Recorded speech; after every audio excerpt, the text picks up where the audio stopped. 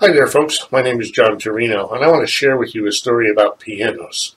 It's not actually so much about the piano as it is to why somebody would want to buy a piano from you, and about your skills in marketing and sales and creating the kind of personal benefit for folks that would make them want to buy from you instead of from your competition. Now, I've told this story, I'll bet I've told it 500 times if I've told it once. I used to tell it all over the world to engineers. Some of them loved it, some of them hated it, some agreed with the conclusion, some did not. But nobody left without an opinion. So you're either going to hate it or you're going to love it. And either way, you're going to know more about pianos than you ever thought you would. Now, it turns out that piano stores like gas stations and some other organizations, coffee shops and stuff, tend to group together. When I lived in Southern California as a child, my father had a music store on one corner. On a corner a block down there was another store, and across the street and a half a block up was the third store. And I was in a little town called Malmo, Sweden one time, and I saw the same thing there in that little town. And I've seen it in large cities all over the place, Paris, London, big cities in the U.S. So it doesn't matter where you are, chances are that you're going to find a group of these stores together. Now, we know that most pianos are bought by husbands and wives together. Usually these husbands and wives have got young children, boys or girls, typically girls, ages maybe 7, 8, 9, 10. So there's usually a young child there. And it's the young child who ends up being the assumed motivation for wanting a piano. But oftentimes it's because Mrs. Jones, the mother, took piano lessons when she was young, but decided she didn't want to do it. And her mother let her quit, and she's never forgiven herself for quitting. But this is back when the roles were a lot more traditional than they may be today, where we had situations where it was primarily males and females were married and they had kids. Now, I don't know about you, but I know that for men, one of the most terrifying things to hear from your partner or spouse is, "Honey, I've been thinking." Now, when Mrs. Jones or your partner says that to you, it usually, if you're a male, it usually strikes terror into your heart, okay? It's like, we need to talk. That's another one of those kind of phrases that will really do you in if you're a male. Now, we also know that most men don't like to shop. We don't like to go visit store after store and look at piano after piano, or shoe after shoe, or purse after purse.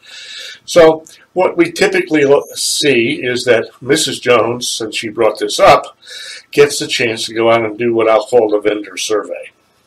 And Mr. Jones, of course, will want final approval, because that's what us guys do. Yeah, if she did a good job of the vendor survey, we'll do that.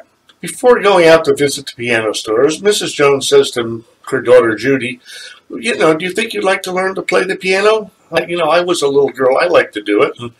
And the daughter Judy says, "Well, sure, I'd like to do that," because she really wanted to please her mother, even though she was a little bit terrified of having to learn to play the piano. Mrs. Jones goes out to the first piano store, and that piano salesman knows that in order to sell the piano that he wants to sell, he needs to tell a good product story. And so first thing he wants to do is find out what level of knowledge Mrs. Jones has in the area of pianos. And so he asks her, "How much do you know about pianos?" And she doesn't know very much about pianos, and she says that. Whereas a guy would say, "Well, I know everything there is to know about pianos." This salesman knows he doesn't have the total buying unit. He doesn't have Mr. Jones there. So he's not going to sell a piano today, but he's going to have to tell a good product story if he's going to get Mrs. Jones to bring Mr. Jones back. So he also probes for the total buying unit. Is it husband and wife? Is it partners? What is single mom, single father, whatever it might be. He discovers the apparent motivation, might be Judy taking piano lessons, and he knows he's got to tell a good product story. So here's the good product story coming at you. First, he finds out what size piano she might want. And it turns out in the house they live in, it's not big enough for a grand piano, so they decide that a spinet or a console, probably a console, is the best thing to do. And he walks her over to one and says, you know, what do you think, walnut or mahogany would look better? And she says, oh, I think mahogany, but maybe walnut. Let my husband decide that. Okay. So he shows her a piano, beautiful finish on it. He tells her it's hand rubbed 5 times by people in the factory to give it that gloss. He explains to her there are 88 keys on this piano, some black, some white. 3 solid brass pedals, none of this brass plated stuff. These are solid brass. And solid brass casters. So over the years, and a piano is a long-term investment, you won't find them rusting or wearing out or anything like that. The next thing he explains, but moving the piano away from the wall, is how the back of the piano looks. He shows her that there are 5 solid oak posts up and down on that piano, because when the piano is tuned to the proper pitch, C equals 440 hertz, or I think maybe it's A. I've forgotten some of this, it's been so long. But anyway, there's 20 tons of pressure in there from top to bottom. And you need those 5 solid oak posts to keep the piano from going sprawling the way it did on Saturday morning cartoons. He shows her the sounding board, which is the part of the piano that actually amplifies the sound of the strings when they're struck, and explains to her there's a 10-year warranty on this piano sounding board against cracking and splitting, so you don't get any of those annoying rattles and noises. He says, now notice also that there are 10 diagonal spaced ribs on this piano, and the reason for those 10 ribs is because the sounding board needs to be curved, and the ribs maintain the curvature. And notice that the ribs are connected to the sounding board with these wooden washers, which we call bridge buttons. That way the screws won't work their way through as the piano is played over the years, and you won't ever have to replace the screws or the sounding board. He shows her the front of the piano, gets down on his knee in front of it after he opens the top first, explains to her there are 217 strings in this piano. They're wrapped around blued steel tuning pins, which are actually very finely threaded screws to hold the string tight to have the right pitch. And blued steel is on there just like a gun to prevent rust. They're screwed into a 5-ply pin block, and this is important. It's 5 plies because more plies than that, you probably got more glue than wood, and without the 5 plies with their grains running in different directions, you typically don't have enough hold on the pins to keep the piano in tune so that you don't have to tune it every 6 months or every year. He also shows her the iron harp that's designed to maintain all of that pressure on the top and the bottom. And as he gets down to talking about the details, he talks to her about the hammers made out of virgin wool felt and how that affects the tone of the piano, and that in a good piano, Mrs. Jones, there are staples to the 51st hammer. Now the reason for that is to shape the hammer so that it affects the tone of the piano. If you don't see 2 different kinds of virgin wool felt and you don't see staples to the 51st hammer, you're not going to get the right kind of tone. But too many staples above where the hammers are very sharp shaped, typically means they're using the staples to hold the piano hammers together rather than to shape the tone. Then he gets down to show her the bottom of the piano, shows her the modesty, takes off the modesty panel, shows her the bridges, which are what connects the strings to the sounding board to amplify the sound, and the bottom of the harp.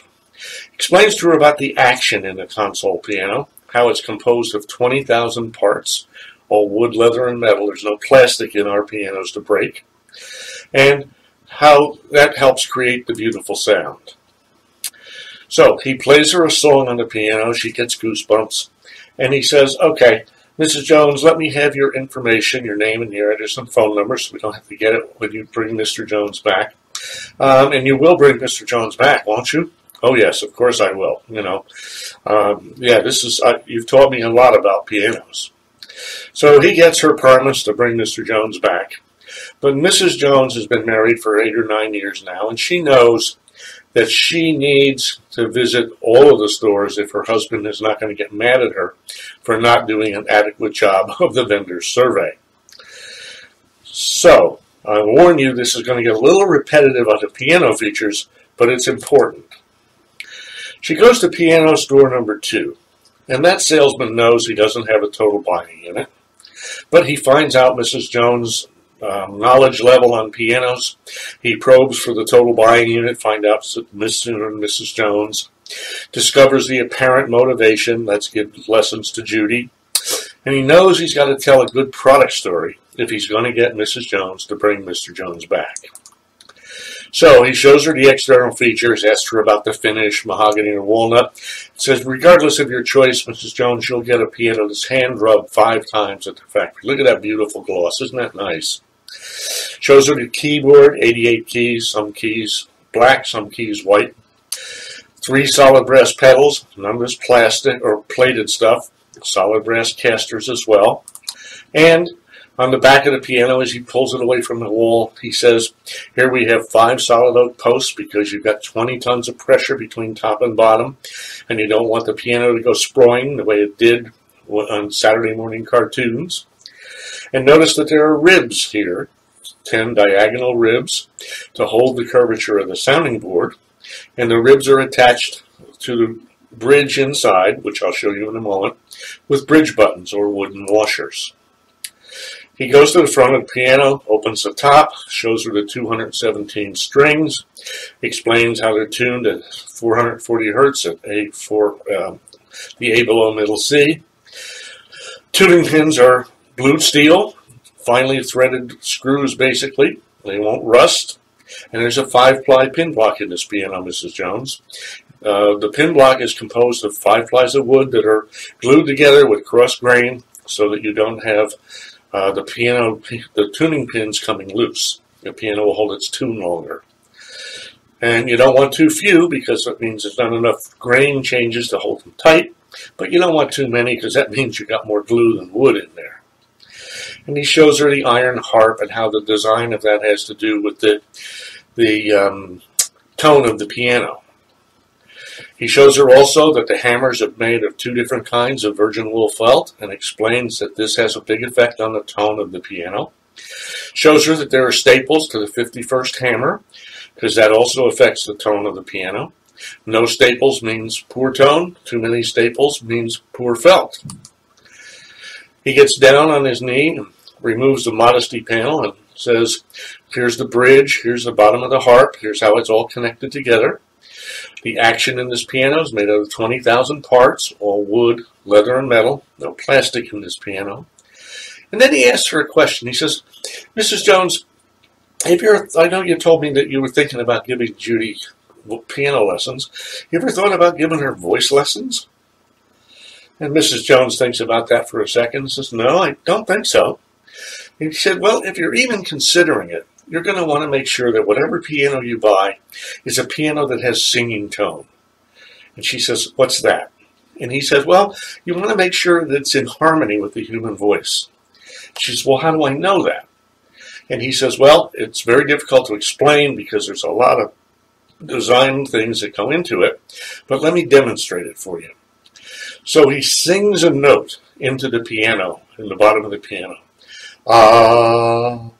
And the piano reverberates with the sound of his voice. And he says, do you hear that reverberation, Mrs. Jones? She says, yes. He said, that's singing tone. So he closes up the bottom of the piano and plays her a song, beautiful song, and she gets goosebumps. His voice is wonderful with the sound of this piano with singing tone. And so he has demonstrated this for her. Now, this salesman also knows that he has to tell a good product story, and he's done that. But he also had that little something extra to entice Mrs. Jones, the singing tone. So he gets her name and her address and her promise to bring Mr. Jones back. Now, Mrs. Jones has now confirmed what she heard the first time, and so she's pretty pleased that she's actually doing a good shopping job and that both salespeople have told her the truth. He gets Mrs. Jones' promise to bring Mr. Jones back to his store, and guess what? She's off to store number 3. Now, we still have no total buying unit. The salesman knows that. Finds out what she knows about pianos, probes for buying unit information, discovers the apparent motivation. And even though it's painful to hear this same stuff the 3rd time, Mrs. Jones knows that that's better than having an argument with Mr. Jones for not doing a thorough job if she doesn't visit all 3 stores. So, beautiful hand rub finish on this piano in store number 3. 88 keys, some black, some white. Solid brass pedals, solid brass casters, no plating. 5 solid oak posts on the back of the piano, 20 tons of pressure. Solid spruce sounding board, 10-year warranty. 10 diagonal ribs to maintain the curvature of the sounding board. And bridge buttons in there so that the screws won't work their way through the sounding board. In this piano, 217 strings, blued steel tuning pins, a 5-ply pin block, and in our piano, Mrs. Jones, you'll notice something different on the harp. Notice that there is a flange on the harp. That's this thing that sticks out at a 90-degree angle from the top of the harp. Now, the reason for that is if you don't have that flange, the harp can wiggle. Notice that the strings are diagonal. And the harp can wiggle because of that. But if you put this flange on there, all of a sudden the harp can't wiggle that way. It stays firm. And that, Mrs. Jones, really makes a difference in how long this piano can last. He shows her the bottom of the piano, removes the modesty panel, shows her how the sounding board is connected to the bridges. Shows her the action is all wood, leather, and metal, no plastic in here. And then Mrs. Jones asks a question. She says, does this piano have singing tone? And the salesman's a little confused for a minute, but he thinks, well, she wants to know, how's it sound with a person, I guess. So he says, let me demonstrate it for you. And he closes up the modesty panel and sits down, plays a beautiful song, harmonizes with his voice with the piano. She gets goosebumps. It sounds great. So she decides that this is one heck of a story that he's told her. And you may know by now, way more than you ever thought you wanted to about pianos. But he gets Mrs. Jones' information and her promise to bring Mr. Jones back. Now, there's a test. Which store did Mrs. Jones bring Mr. Jones back to? And most importantly, why? Well, it turns out, demographically, that it will be piano store number 2, 80% plus of the time. Now, why is that? Because when you look at it, piano stores 1, 2, and 3 all had pianos with 5-ply pin blocks, 10-year warranties, bridge buttons, 10 ribs, 217 strings, 88 keys, some black, some white. Piano store number 3 had this flange, which was a great little feature. But the way piano store salesman number 3 explained singing tone didn't quite sit. Mrs. Jones knew that piano sounded good with the salesman, but not whether or not it would sound good with daughter Judy. So, does anybody know how you create singing tone in a piano? It turns out you create it by holding your hand down on the right-hand pedal, the damper pedal, and when you sing into the piano, those 217 strings vibrate with the frequencies of your singing voice. If you don't put your hand down on that pedal and don't take the dampers off, the piano won't sing like that. So that's what singing tone created in store number 2. Now, the question I get, and the love-hate part of this usually comes in, with whether or not that's an ethical process in terms of selling the benefit, marketing the difference in the pianos. And I'm not going to tell you which way you should believe it. That's your choice. But I'll ask you the question, was anybody hurt? The pianos were all the same. The messages were different. I didn't mention the pricing, but it turns out that the prices were all about the same as well. So, who gets the order? And in this case, the person who got the order was the person who remembered that while a flange might be a feature to keep the sound or the harp straight, singing tone was a benefit. It's a potential benefit to daughter Judy when she takes her singing lessons, and it's personal because it's really close to Mrs. Jones's heart, her daughter. So think about creating singing tone for your product or service. What can you do to differentiate yourself without lying, to somebody, but using your best skills, your best tricks, your best search engine optimization, your best writing skills, whatever it may be, to create the messages that will resonate with the clients that you are hoping to attract, or the customers. Now, if you have trouble with that, I'm very good at figuring out how to convert features into benefits for you. I can help you identify your specific target markets. I can help you with the message development and refinement. And I can help you with figuring out how to put those messages out to through the right media so that you'll get what you need. So that's the piano story. There's more to it, of course. There's the area where once they come back, how do we close the order? And that's going to be the subject of another video coming up another time. But let me tell you, there's a right way and a wrong way to get that order as well. If you want to know more, please do give me a call, area code 503-877-4609. Send me an email, jon@johntorino.com. Visit my website and use the contact form, jonturino.com. I'd love to hear from you. An initial consultation costs nothing, and I'll be happy to help you develop your singing tone. Thanks for listening. I hope you enjoyed the story.